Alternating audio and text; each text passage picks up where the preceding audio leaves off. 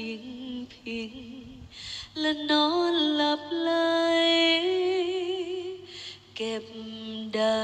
วเก็บเดือนมาร้อยมาลัยเก็บหยาดน้ำค้างกลางไพรเมื่อคล้องใจเราไว้รวมกันก่อนฟ้าจะสางก่อนจันทร์จะร้างแรมไกลยังอยู่กับเธอข้างเคียงกายอยู่ใน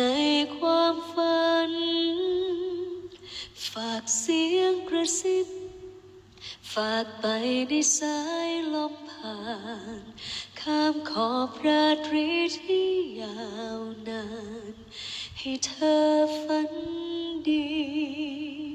ให้เธอได้อบอุ่นอยู่ใน